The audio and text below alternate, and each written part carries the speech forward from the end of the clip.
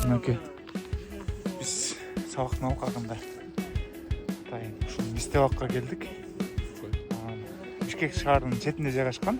Мындайча айтканда гос резиденциянын каптал жагында ушундай бак бар экен.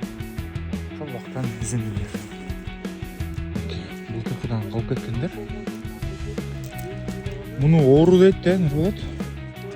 Бул оорунун айналышында болдубу? Ушундай, а?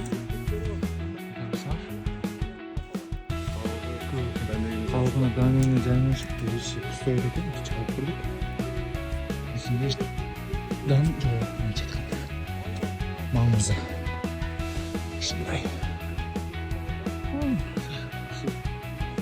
Тегиги жак бүт чоң билгени. Мистебак. Мынакей бүгүн 10-февраль 2026-жыл. Сабактын алкагында Бишкектин четиндеги Мистебакка келдик.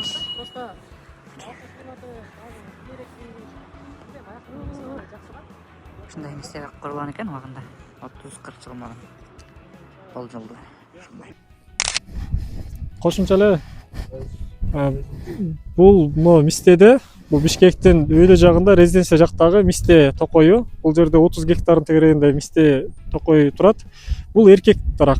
Кантип билдик? Гүлдөрүнөн, былтыркы эркек гүлдөрүнөн билдик. Ургачыларда мөмөлөр үстүндө асылып турат. Мисалы могул жакта кээ бир дарактарда мөмөлөр үстүндө турат.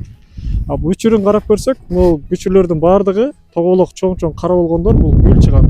Жыш болуп гүл чыгат дагы шамал менен чаңдашат булар. Ортодо бир ичке шиш болгон бул вегетативдик бүчүр. Мындан сабак чыгат, жалбырактар чыгат да. Калгандары баары гүлдөп бүткөндөн кийин жерге төгүлөт. Кээ бири ушинтип даракта асылып калып кетет.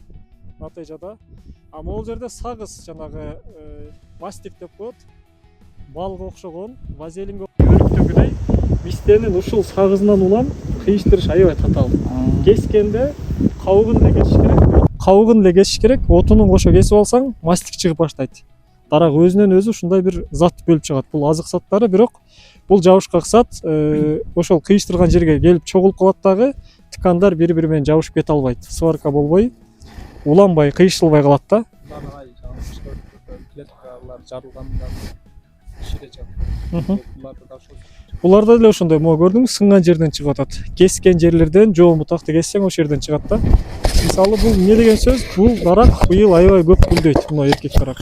Эгер ургач болгондо булар мөмө тиймек да. Булар эркектерде эч кандай мөмө жок. Бирок гүл бүчүрлөрү периодичность көрсөтпөй эле, то есть булар төгүлүп калбай атат монтип кол менен тийгенде. Эгер периодичность болгондо күзүндө эле монтип кармасаң, төгүлөт өзүнөн өзү. Же шамал болгондо түшүп калмак да. Кээ бирлерде турат, могу жерде кээ бир дарактар төгүлүп атат. Же бүчүрү жок, былтыр мөмө берген. Буларда бар экен. Буларда да бүчүр бар. Мына бүчүр. Астынан бир канча чыгылсын себебинде. Кайсы асты бул баягы түбүнөн эгер кессең, чактап уктап аткан бүчүр катуу болот. Бирок мөмө бүчүр аябай көп экен да. Бул эмне дарак, ургачбы, эркекпи?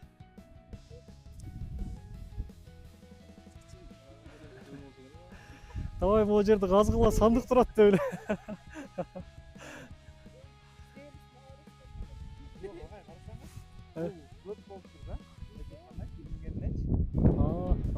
Силер илген жоксуңар муну? Могул жерде мындай илип. Анда канча өстү? Жок дегенде 1-2 жыл бар да. Могул жерден 1, 2, 3 жыл. 3 жыл мурунда эгилген. Жанагындай кылайлы багай. Мисте ачкыч тийип алганбы деп.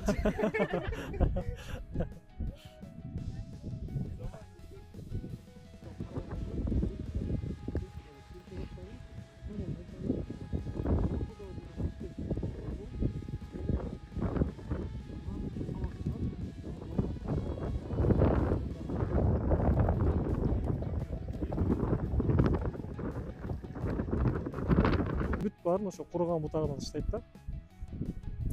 Ошондой ыкма бар. Мындай химический жол эмес, зыянсыз бир жол.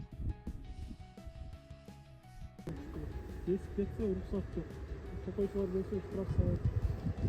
Geçtiğime ruhsat yok. Atak geç gerek. Atak.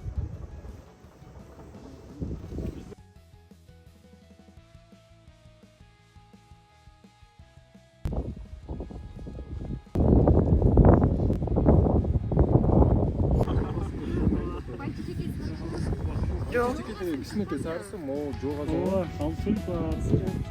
жоогазын дегенби Bunun attığı Жоғазын тюльпан doğrusu sen. ova. Подснежник. жоогазын деп айтам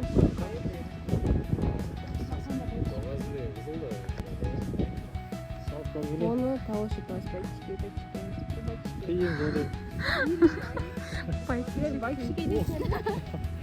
Не ол бир ай дейби. Ораза айы боюнча тумай сүрөсүң. Ол сүрөттөр менен өкө бирби? Жок, бул сары эмесичи. Могу эркек органдары башкача окуп, а мунуку төгөрөк болуп атат негизгиси.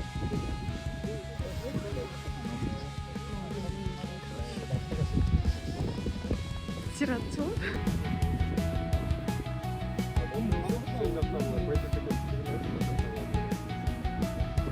Штраф жазбайсыңарбы?